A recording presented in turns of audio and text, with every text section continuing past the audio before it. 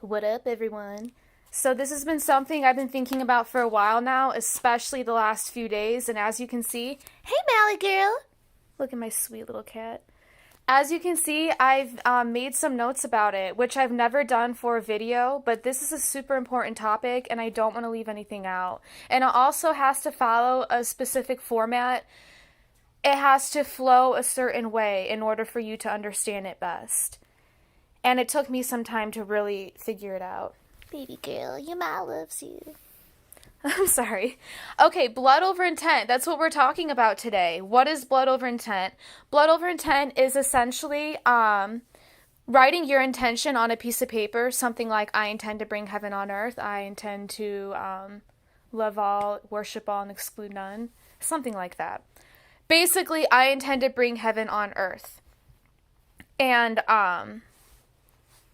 you're supposed to write that on a piece of paper and draw some blood, prick your finger, and place some blood on that piece of paper. Then you were supposed to publish it to the internet. You're supposed to publish it to the internet because the internet is a tool for all eyes to see, and they say this has more power, it enhances it. They say that 144,000 people need to do this. That's where the number comes from, allegedly. They say once we reach that number, we will break free of bondage. And it's become a concept that has, I don't want to say taken over the truth community, but it's a little prevalent and people are talking about it. There's not a lot on the internet about it to counter it. And I think there's a lot of disinformation out there. So I just want to get some shit straight. Excuse me. Okay. So, blood over intent. We live in Set's realm. This is Satan's realm. This world was given to Satan to deceive God's children, to deceive and tempt. We are living in a spiritual battle. This is all a test. This is all a test of your spirit in order to prevail, in order to grow, in order to ascend. This is a battle, and there are so many obstacles put in place for us. Because this is Set's realm.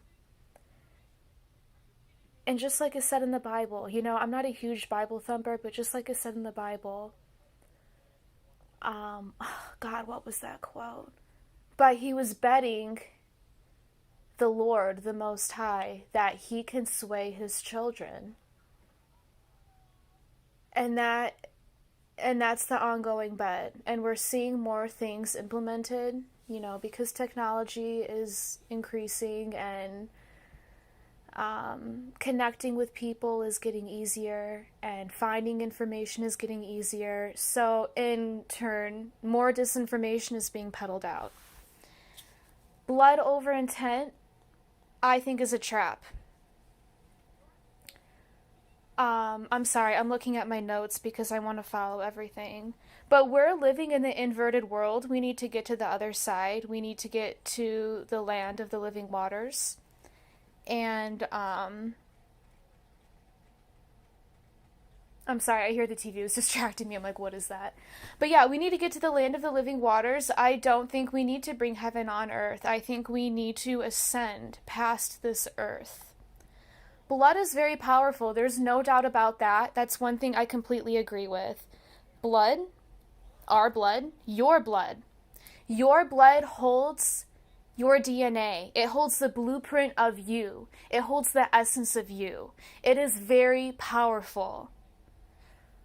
We don't need to shed it. We don't need to drop it on a piece of paper to let the Most High know our intention. There's no need for that. Our blood should stay in our body. I don't think placing it on Set's realm will do you any good. We're already bound and hexed here. Blood is very powerful. That's why crazy ass elitists drink it and harvest it. And it keeps them youthful. And there's something to it. There's something that they want from it. And the righteous blood is even better, And, I don't know. We just have to consider that. We have to consider that. You have a soul, you have a spirit, you have a mind. All of these things you can connect to the Most High with. You don't need to let him know your intention by dropping your blood on a piece of paper. He already knows your intention. He knows everything. He is everything. You don't need to let him know how you feel by doing some weird blood shit and posting it on the internet. And, I'm not bashing anyone who does that. I'm sorry for even wording it like that. But just answer me this, though. When the Most High knows everything and he knows where your heart is, why do you have to do that? Why do you have to make that clear? All we need to do is stand together and awaken, and we will break free from this bondage. The only thing keeping us here is an illusion. This is a faux construct. This is not real reality. This is a veil placed over us. It's all an illusion.